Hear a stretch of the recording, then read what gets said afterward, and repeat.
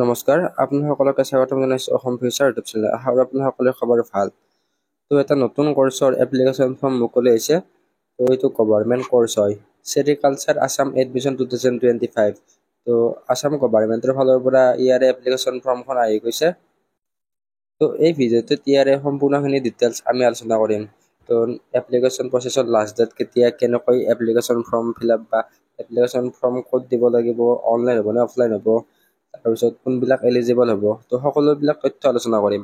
তো আপোনালোকে ভিডিঅ'টো স্কিপ নকৰাকৈ সম্পূৰ্ণকৈ চাব। আৰু যে আমাৰ চেনেল প্ৰথমবাৰৰ বাবে আহিছিলে, ছাবস্ক্ৰাইব কৰি কাষত থকা বেল আইকনটো অন কৰি থৈ দিব। তো এই যিটো পষ্ট আছে বা এপ্লিকেশ্যন ফৰ্মখন আছে, আপোনালোকে eToAssamPlus.com ৱেবছাইটতে পাই যাব। তো ইয়াৰে লিংক ডেছক্ৰিপশ্যনত দিয়া আছে। তো আমাৰ ৱেবছাইটত ইজিলি আপোনালোকে এক্সেছ কৰিব পাৰিব।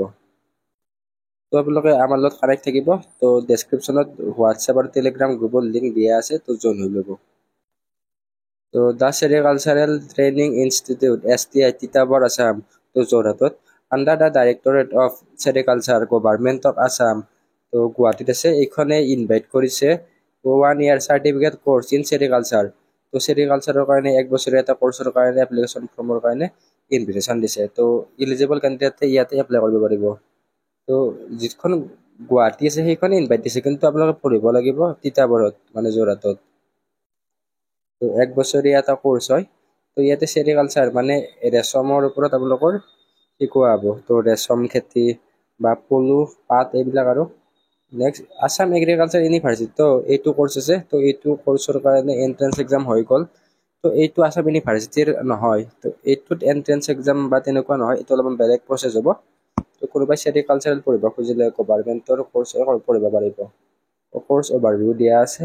তো 1 year চাৰ্টিফিকেট কোৰ্চ। তো ইয়াৰে এপ্লিকেশ্যনটো ষ্টাৰ্ট হৈ গৈছে। ইলিজিবিলিটি, তো আপোনালোকে হাই ছেকেণ্ডাৰী পাছ হ'ব লাগিব ছায়েন্স ষ্ট্ৰীমৰ পৰা। তো ছায়েন্সৰ পৰা হ'ব লাগিব আৰু বায়'লজি থাকিব লাগিব। 50% আপোনালোকৰ ছায়েন্সত লাগিব। তো 60টা ছিট কেপাচিটি আছে। অসমৰ কাৰণে 33 আৰু নৰ্থ ইষ্টৰ কাৰণে 27। তো এপ্লিকেশ্যন ফৰ্মটো অফলাইন হ'ব। তো আপোনালোকে গুৱাহাটীত জমা দিব লাগিব। তো ক'ত কেনেকৈ জমা দিব সেইবিলাক কৈ দিম। তো লাষ্ট ডেটটো 21 জুলাই তাৰিখ। তো ইয়াৰ অফিচিয়েল নটিচখন ডাউনলোড কৰিবৰ কাৰণে তলৰ ফালে স্ক্ৰল ডাউন কৰিব লাগিব। তো তলৰ ফালে স্ক্ৰল ডাউন কৰাৰ পিছত আপোনালোকে ইয়াতে কুইক লিংক ছেকশ্যন এটা আছে। তো ইনষ্ট্ৰাকশ্যন সকলোবিলাক আমাৰ ৱেবছাইটত দিয়ে আছে।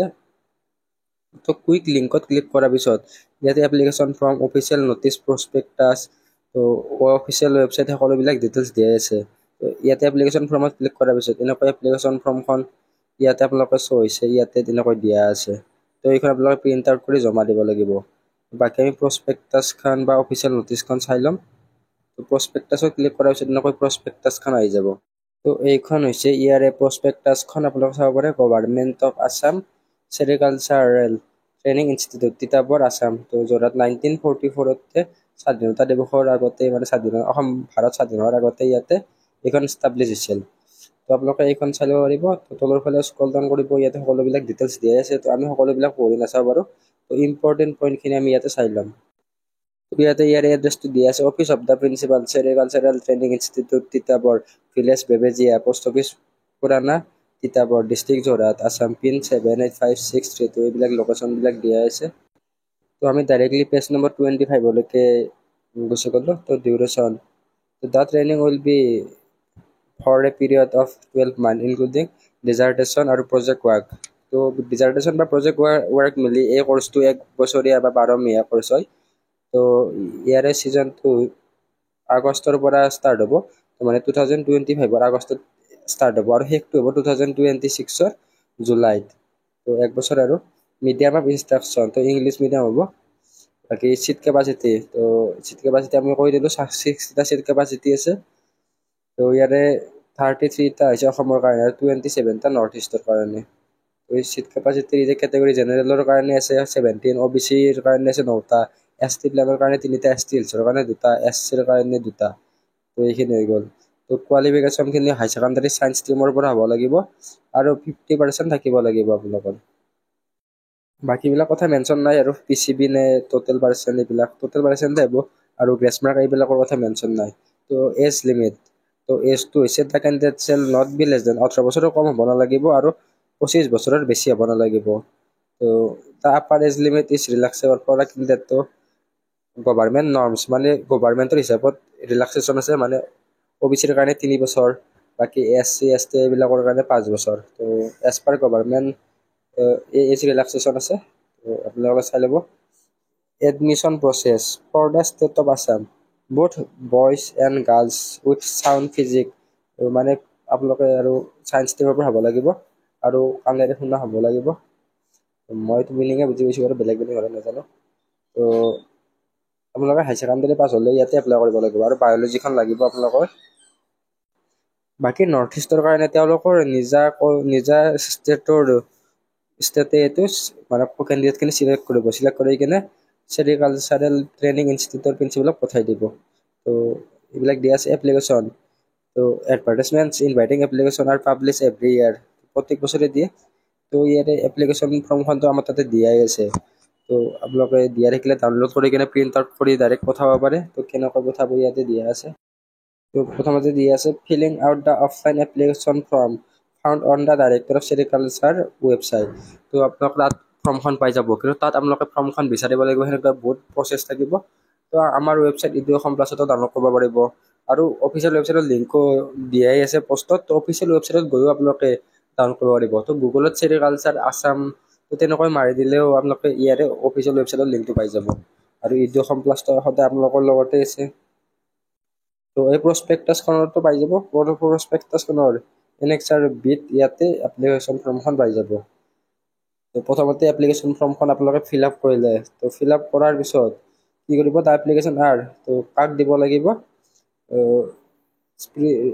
চেৰিকালচাৰেল ট্ৰেইনিং ইনষ্টিটিউটত দিব লাগিব। তো যিটা বৰ্ড আছে তাত আপোনালোকে পঠাব লাগিব। তো আপোনালোকে তাত পঠোৱাৰ পিছত তাৰ এডভাইজৰী কমিটি আছে, তো এডভাইজৰী কমিটিৰ মেম্বাৰে তো এইবিলাক চেক কৰি আপোনালোকৰ ভেৰিফাইড কৰিব। ভেৰিফাইড কৰাৰ পিছত এখন লিষ্ট বনাব, যিটো হাই ছেকেণ্ডাৰীৰ মাৰ্কৰ বেচিছত লিষ্টখন বনাই কিনে মেৰিট লিষ্টখন আপোনালোকৰ প্ৰকাশ কৰি দিব। তো the merit list publish in daily news paper both Assamese and English through DIPR Assam. তো নিউজ পেপাৰত আপোনালোকে নিউজ পেপাৰৰ অফিচিয়েল ৱেবছাইট দুটাতে পাই যাব। তো আমিতো জনামেই, আমাৰ হোৱাটছআপ আৰু টেলিগ্ৰাম গ্ৰুপত জইন হৈ ল'ব। তো যদি ভিডিঅ' নেদাওঁ কিবা কাৰণত আমি হোৱাটছআপ আৰু টেলিগ্ৰাম গ্ৰুপত জনাই দিওঁৱেই। Next, counseling in step 5. Counseling is the last stage of the admission process. Candidates who have been shortlisted must attend counseling, where seats will be assigned depending on their performance and program preference by admission committee for admission constituted by the director of Sericulture Assam, Annexure D. তো আপোনালোক Annexure 5 নম্বৰখনত চাব পাৰে। তো 5 Annexure আপোনালোকে চাই ল'ব পাৰিব। তো মেম্বাৰকেইটাৰ নাম দিয়া আছে। বাকী এডমিশ্যন এইটো পইণ্ট বাৰু মই বুজি পোৱা নাই। তো 15 জুলাইৰ আগত মানে এডমিশ্যনটো হ'ব লাগে বুলি আছে। তো 15 জুলাইত তো এপ্লিকেশ্যনৰ লাষ্ট ডেটে হৈছে 31 জুলাই। তো উইথিন 15 ডেজ হ'ব পাৰে। তো এইটো আপোনালোকে চাই ল'ব। তো আপোনালোকে ইয়াতে প্ৰগ্ৰামৰ ফিজ দিয়া আছে। প্ৰস্পেক্টাছ ফৰ্মখনৰ ফিজটো 1000 টকা। তো এই ফিজখনৰ লগত আপোনালোকে 1000 টকা দিব লাগিব। তো যিখন মানে এপ্লিকেশ্যন ফৰ্ম ফিল আপ কৰিব তাত 1000 টকা আপোনালোকে দিব লাগিব। ৰেজিষ্ট্ৰেশ্যন 5000 টকা। তো এডমিশ্যন ফিজ ইয়াৰলি 10000 টকা। তাৰপিছত এটা কোৱেশ্যন মাৰি দিব লাগিব, এইটো ৰিফাণ্ডেবল হ'ব। আৰু ইয়াতে এটা 20000 টকা এক্সট্ৰা আছে, তো সেইটো ইয়াৰলি আপোনালোকে দিব লাগিব। ইয়াতে ফিজ ষ্ট্ৰাকচাৰখিনি আপোনালোকে স্ক্ৰীনশ্বট মাৰি ৰাখিব পাৰে। তো এইখন এপ্লিকেশ্যন ফৰ্ম তো আমাৰ ৱেবছাইটত পাই যাব। তো ইয়াতে full name of applicant capital লেটাৰত এইবিলাক ফিল আপ কৰিব। 2খন পেজ আছে। তো ইয়াতে কেণ্ডিডেটে চাইন টাইন কৰি এইখন তেওঁলোকক ছাবমিট কৰি দিব। নেক্সট আৰু এখন অফিচিয়েল নটিচ আছে, সেই নটিচখন আমি চেক আউট কৰি লওঁ। তো তাত এটা পইণ্ট আছিল ন, এডমিশ্যন 15 জুলাই মানে উইথিন 15 জুলাই বুলি লিখা আছিলে। তো ইয়াতে আপোনালোকে চাব পাৰে যে last date of receive applicant ইয়াত লিখা আছে 31 তাৰিখ লাষ্ট ডেট। তো সেইটো চাগে তেওঁলোকৰ অকণমান গণ্ডগোল হৈ যাব পাৰে। তো স্কিপ দিছ। তাৰপিছত ইয়াতে কি ডকুমেণ্ট লাগিব ইয়াতে লিখা আছে।